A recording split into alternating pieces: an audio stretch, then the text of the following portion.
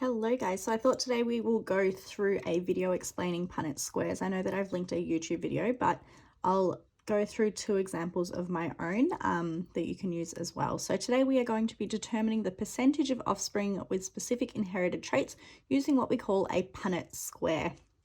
Okay, and a Punnett square is basically a diagram that we use to predict the genotypes of a cross between two parental genotypes. So if we were to look at the traits of two parents, we are then seeing what the chances are of the offspring. So remember, the word offspring means those kids will have of inheriting those traits as well, of those kids getting those traits from their parents.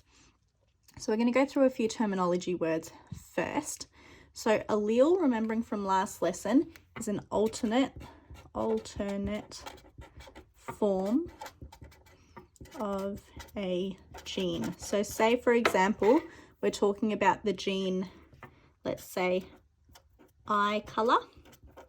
Okay, to simplify things, we can say that eye color can be brown or blue.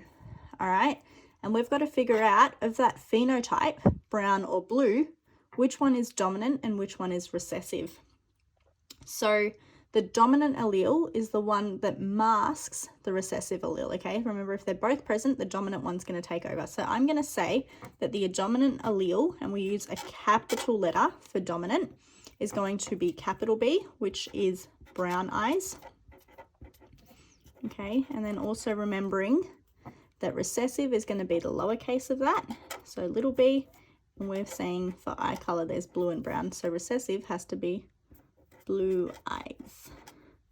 All right, another thing to draw your attention to that you need to remember is when we use the letters, okay, that is your genotype.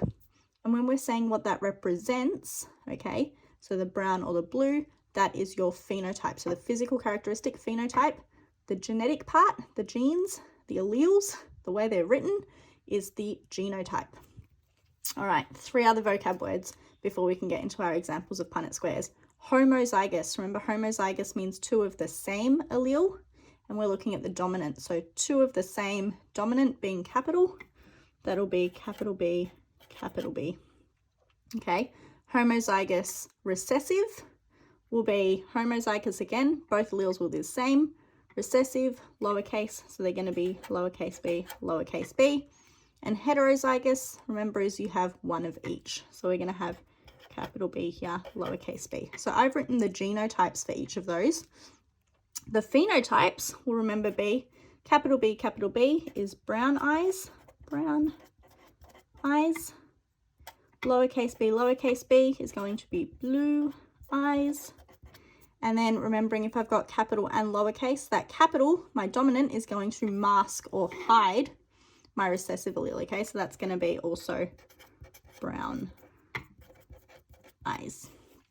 Okay, we're now going to go through an example of how we're using these Punnett squares. Okay, so what a Punnett square looks like is a square cross, all right, where I'm going to put my parental alleles at the top and on the side, and my offspring is going to be here. You will notice that there are 4 boxes, okay? That is because each box represents a 25% chance. So if we were to go through this here, heterozygous brown eyes. Heterozygous we know is capital B, lowercase b. So I'm just going to write in brackets here, capital B, lowercase b.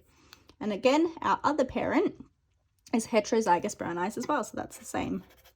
So what we do is we put one parent on the top and the other parent on the side, and we separate the alleles. So I'm going to say if it's big B, little b, I'm going to go big B, little b. That's parent number 1.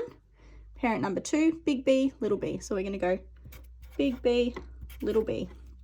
And the way that we fill this out is the way that you might have filled out cross squares in maths. So this and this are going to join together. So this is going to be big B, big B.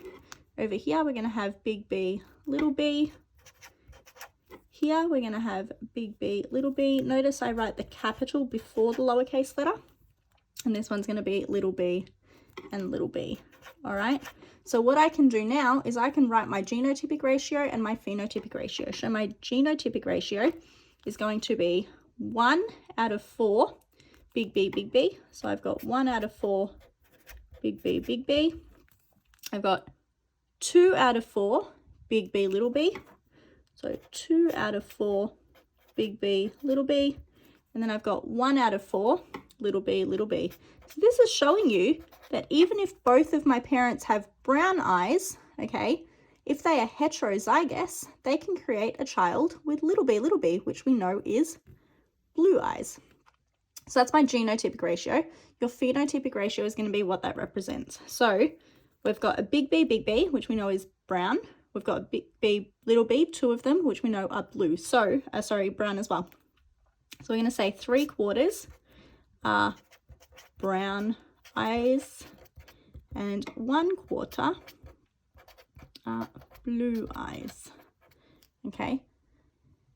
You need to know how to write both of them. So you need to know how to write the genotypic ratio and the phenotypic ratio. You can write them as fractions or you can write them as percentages as well. All right, second example. Homozygous brown eyes. So homozygous, remember, is both letters are the same. And if it's brown eyes, we know that brown is going to be dominant. So it's going to be big B, big B, big B, big B. And then here, heterozygous, we know is one of each allele. So this is going to be big B, little b. Big B, little b. All right, so if I were to draw my cross, okay, I would put one parent up the top. So I go big B, and other parent, big B, little b on the side. Big B, little b. All right, and I can continue my cross. So both of those will go in here. Those two will go in here. Those two will go in here. And those two will go in here.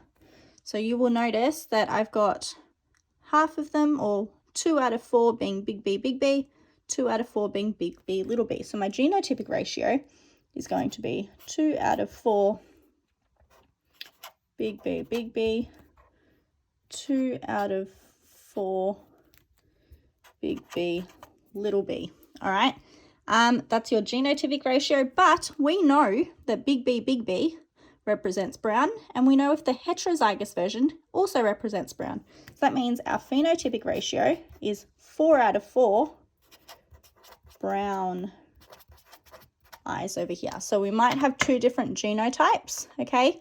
But the phenotype, they all represent the same thing. Okay, so what I would like you guys to do now is watch the video that I've linked, and I would also like you to have a go at going through the examples through the PowerPoint.